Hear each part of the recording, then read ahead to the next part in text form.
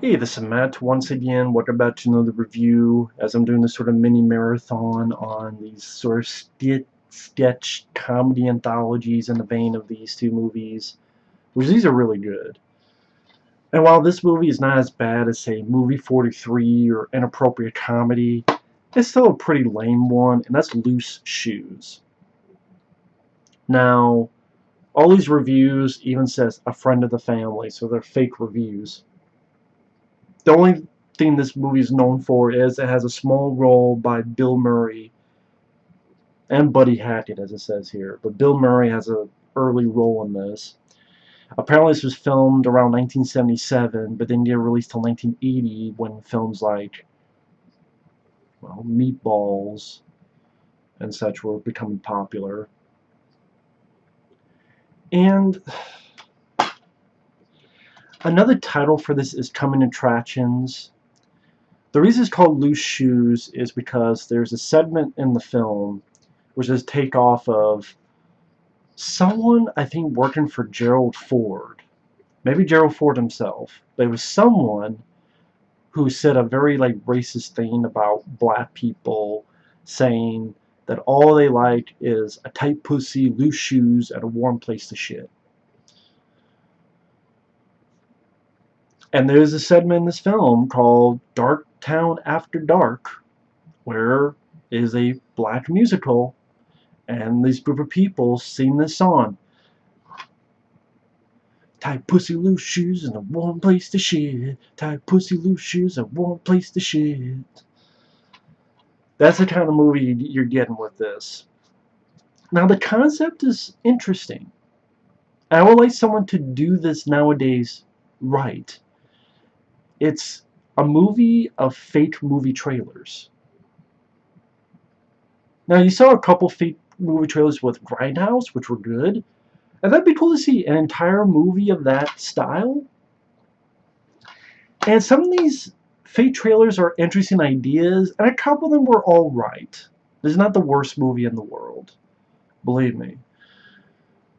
I mean, it starts out with the Howard huge story. His hobby was watching planes fuck. And, that's the kind of humor you're getting. But the next one is Skateboarders from Hell, which is like a biker movie, but they're all on skateboards. And I thought that was pretty fun. It has some fun lines. They may have, what was it? They may have been full of bullshit, but they bled blood. I thought that was a good line. Uh, that's a line if I made a movie I would steal. He may be full of bullshit, but he bled blood. And a guy dies and they're ready to bury him, so they have him go from A to B. The casket is on a skateboard. So that was I got a couple smiles out of. But number one, a lot of these are not really trailers. They start off as trailers, but then they go on for 5 minutes, and it just becomes a skit or a couple skits merged together. Maybe they stuck to the formula of actually a 2-minute fake trailer, or 2.5-minute fake trailer. Also, I find it funny, real quick, with this DVD. This says it's 84 minutes long. You pop in the DVD, it's an hour and 44 minutes long. Because 84 means it's an hour and 24 minutes. Wait a minute, the DVD, I flip it on the display, says it's an hour and 44 minutes. This film's only an hour and 10 minutes. I have never seen this on a DVD before. The last 30 minutes of this DVD is a black screen. Just an hour and 10 minutes. It was getting past an hour. I'm oh my god, I got 40 minutes of this fucking movie left. This is an hour and 44 minutes. And a couple more minutes is an hour and 10. It's over. I'm wait, the end credits? What the fuck? There's 30 minutes left. 34 minutes left. It's an hour and 44 minutes. The last 34 minutes of this DVD is a black screen. That's how little of a shit. And also, it looks like a shitty VHS tape. I kid you not. The picture quality is from DVD Movie. It's a great name of a company. Literally, it's worse than VHS tapes I've seen. And again, The last 34 minutes is a fucking black screen. So everything lied. The DVD lies because it tells you it's an hour and 40 some minutes. 30 minutes is a black screen. The cover lies. It says it's 84 minutes. No, technically it would be like 70 minutes. Just everything about this movie lies. The other skits, and I mean, a trailer for Invasion of the Penis Snatchers. This one, which is trying to be like an artsy trailer where they just show a bunch of text, and the text involves, before you get in, we want to ask you intellectuals these questions. Like, did Alfred Hitchcock sleep in the nude? Buddy Hackett, he's in one of these, which again, this whole point is fake movie trailers. This isn't even a fake trailer. I guess it's like a fake PSA where Buddy Hackett is telling people, please bring in money for Stop It, which is, how I put it, on behalf of the nation's bedwetters, like kids who wet their beds and piss themselves. They have a parody of a Disney movie, like live action Disney movie.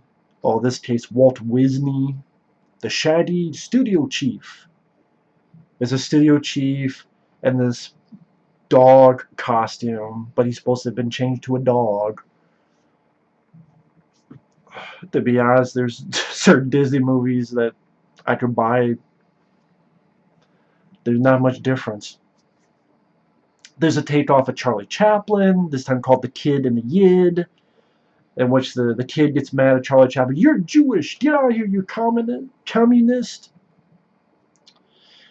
There's one where like the ballerinas are dying, so this older guy in a mustache is trying to do a ballerina dance. I'm like, how is this even a fucking movie trailer anymore? And it's not funny. It's just boring.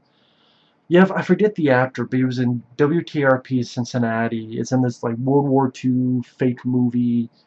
And this is where you know what kind of jokes they're doing. One guy has a plate on his head. He has a plate in his head. He takes the hat off. It's a literal plate on the head that someone puts a cup on. Wah, wah, wah. Or it cuts to a submarine. A guy farts. He lights the match, and boom, it blows up. So again, that's what I mean. It's just, it needed better writing, better. I think Ira Miller went on to work with Mel Brooks. Maybe if Mel Brooks or the guys who made this kind of film, it would work. I didn't even talk about Bill Murray. I mean, most DVDs, I guess, or promotion, if you find it, just Bill Murray's picture on it. It's funny. This is the picture they use. He doesn't have hair.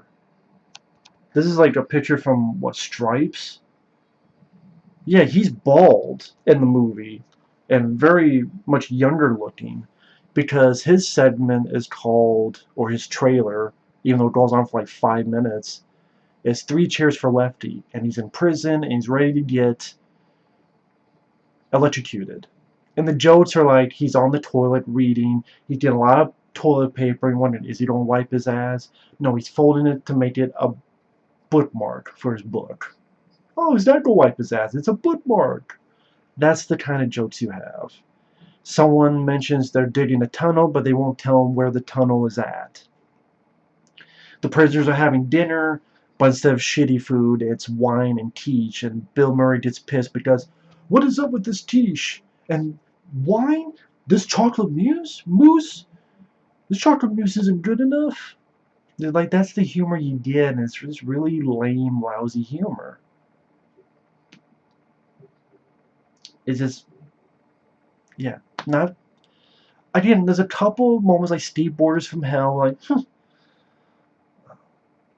this really quick one where it's the Bad News Bears. I guess, with how many movies they had, like Japan, they went to Japan. Bad News Bears in Getting Laid. And it was very quick, though. It was like a minute long. And no, it didn't have anything with actual kids. And it just had the kids playing baseball. Then it cuts to women in a shower. There's Bad News Bears and Getting Laid. And that kind of, like one of those reactions. And also, they reference a lot of older stuff that people may not get nowadays, like Mom, Pa, Kettle. How many people remember Mom, Pa, Kettle? Kettle, if I were now talk. How many people remember that? How many people know what the fuck I'm talking about when I say Mom, Pa, Kettle? Or instead of Francis the Talking Mule, it's Francis the Talking Pig. And he says some vulgar stuff to Mom, Pa, Kettle. And he's like, I mean, you gotta look at the time it was made, though. This was 1977, came out 1980. So it was probably more understandable at that time than nowadays. Sid Haig, he makes an appearance here as well. It was cool to see Sid Haig. And a trailer of a spaghetti western called A Fistful of Something. And really the joke here is there's something in his hand, and people are like, what's in your hand? Just a fistful of something. What's in your hand? It's like, that's the best you could come up with joke-wise.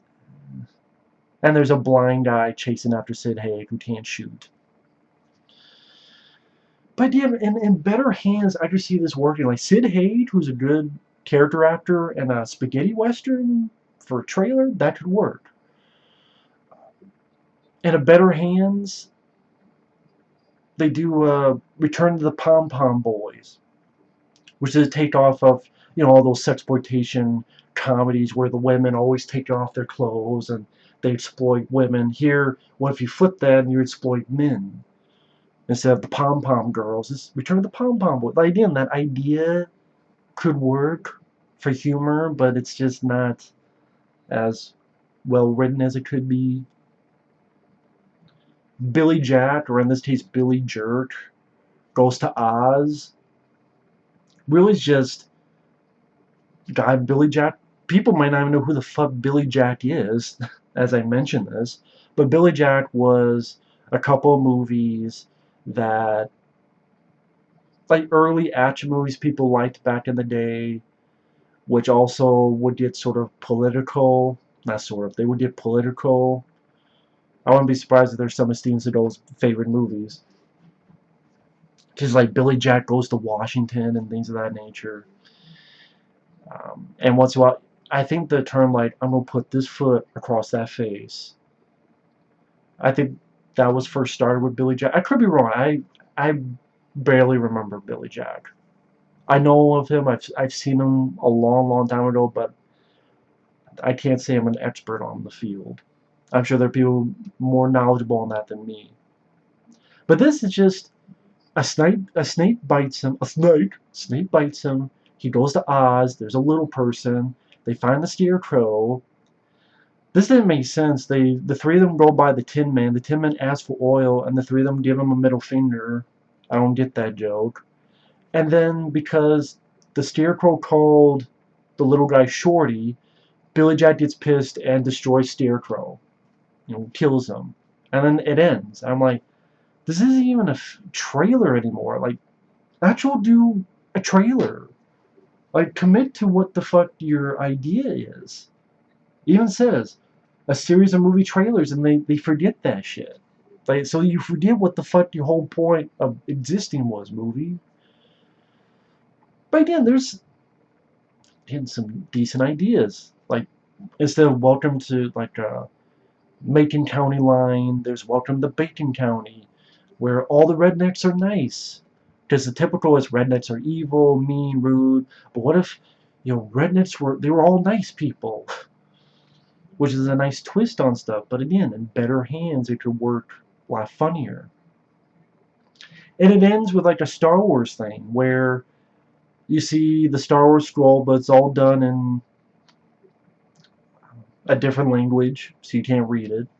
And it's Jewish wars because there's a Candelabra as a spaceship, and the symbol, the star symbol, that star symbol wars. No footage, just the ship and that. Which I guess, now that I think about it, if this was 1977, I guess they couldn't really do much for footage. They probably just saw like a trailer, and then they spoofed that. I'm guessing. Because this was made in '77, or supposed to come out in '77, But then again, it was so shitty, they just delayed it and released it in 1980. There's a guy doing a Woody Allen impression, like a Woody Allen trailer, which that feels it goes on way too long. And again, I keep hammering this home. This is only an hour and 10-minute movie, but the DVD is an hour and 44 minutes. And even the running time is wrong. It's not even. Where the hell did we get an hour and 24? The movie itself is an hour and 10. The DVD's an hour and 44. It's like, no one watched the fucking movie. Like, no one.